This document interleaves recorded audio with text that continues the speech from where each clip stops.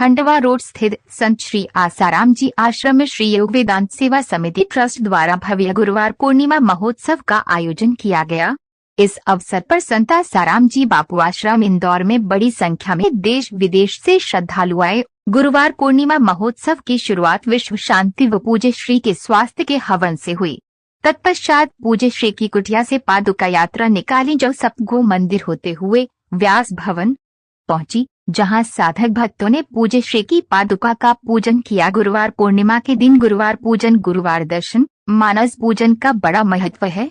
आगे गुरुवार जी का सत्संग विशाल सत्संग हॉल में हुआ, जहां बड़ी एलईडी में गुरुवार जी के सत्संग श्रद्धालुओं द्वारा सुने गए। गुरुवार पूर्णिमा के अवसर पर अपने गुरुवार की याद में साधकों की आंख से आंसू बह रहे थे एवं सभी प्रार्थना कर रहे थे, हमारे गुरुदेव हमारे समक्ष जल्दी व्यासपीठ पर पधारे। उसके तहत अभी जो हमारे महर्षि वेदव्यास जी थे, उनके द्वारा गुरु पूर्णिमा महोत्सव शुरू किया और ये एक ऐसा महोत्सव है कि जिसमें शिष्य अपने गुरु के लिए अपनी कृतज्ञता व्यक्त करने के लिए इस दिन का पे अपने गुरु के दर्शन करता है और उनके दर्शन लाभ होकर और अपनी ओर से जो भी गुरु की ओर से दिया जाता है उसके लिए अपनी कृतज्ञता व्यक्त कर गुरु की पूजा करता है।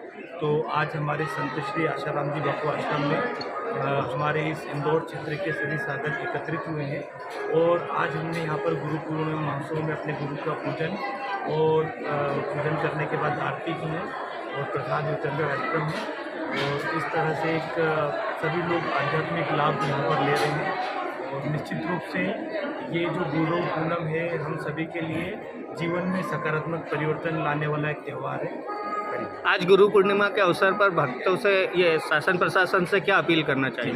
देखिए, जिस तरह से आप सभी देख रहे हैं कि पूज्य बापूजी के द्वारा लगातार जो देश में सेवा कार्य किए जा रहे हैं और भारतीय संस्कृति कहीं न कहीं जो कठिन दौर में जा रही थी या भारतीय संस्कृति का एक तरह से वैभव कम हो रहा था, तो उसको स्थापित करने के लिए बापूजी ने एक आध्यात्मिकता की जो लहर पूरे देश में फैलाई है और उसका प्रभाव है कि सनातन संस्कृति पुनर्जीवित हो रही है। आज लगभग 11 वर्ष से ज़्यादा समय हो गया है बापूजी जेल में हैं, लेकिन साधकों के बापूजी के साथ जो अंतर्मन से तार जुड़े हुए हैं, तो उसका प्रभाव आप देखते हैं कि आज भी साधक बापूजी को अपने बीच में पाते हैं और साधकों का जीवन उसी उन्नति की ओर लगातार अग्रसर है। तो मेरी भारत सरकार से ये प्रार्थना है कि बापूजी जैसे महापुरुष अपने हयाती काल में अगर कारागार में रह रहे हैं तो इससे सबसे बड़ा नुकसान समाज का हो रहा है, देश की संस्कृति का हो रहा है। तो इसलिए ऐसे सारे आरोपों से बापूजी को शीघ्र बरी करके और बापूजी को रिहा करा जाए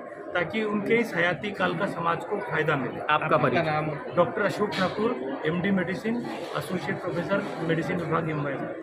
सनातन संस्कृति को निभाने की कोशिश कर रहे हैं। हमारे गुरु ने हमको जो सिखाया, सनातन संस्कृति का वैभव और सनातन संस्कृति की जो शिक्षाएं हमको सिखाई गई आसाराम जी आश्रम में, हम आप उसी को जीवन करते हुए नजर आ रहे हैं। तो हमने हमारे गुरु का मानसिक पूजन आज किया है, क्योंकि गुरु हमारे बीच में उपस्थित नहीं है किन्हीं भी कारणों की वजह से, तो हम यहाँ उपस्थित हुए हैं, उनके प्रति अपनी कृतज्ञता घोषित करते हैं। आप एक युवा है, युवाओं के लिए क्या कहेंगे, क्योंकि युवा भटक गए हैं, नशे में जा रहा है। जब देश का वैभव और देश को संस्कृति सिखाने वाले लोगों को, संतों को जेल में रखा जाएगा, तो हमारे बापूजी जेल में नहीं है, देश की पूरी संस्कृति जेल में है आज की तारीख में। और ये इस देश की संस्कृति पर सबसे बड़ा कुठाराघात है। और जब आप देश के ऐसे वैभवशाली संतों को जेल में रखोगे तो युवा केवल गर्त की ओर ही जाएगा, क्योंकि युवा को जगाने वाले संत को तो आपने बुरे तरीके से गलत आरोपों के तहत जेल में रखा हुआ है। तो युवा ऐसे ही बिगड़ेगा। युवा नारी जिन शक्तियों को बापूजी ने जगाने की कोशिश की, जो उनके संपर्क में आए वो तो आज भी चमक रहे हैं, अपनी वैभवशाली परंपरा को अपना रहे हैं, लेकिन जो उनके संपर्क में नहीं है और इन गलत आदतों के थ्रू आप जो संतों को जेल में पहुंचा रहे हो, तो युवा उन संतों के और हमारे धर्म से दूर होता जा रहा है। और जब धर्म से दूर होगा तो अधर्म की ओर ही जाए। आपका नाम? मैं रोहित खंडेलवाल, मैं चार्टर्ड अकाउंटेंट।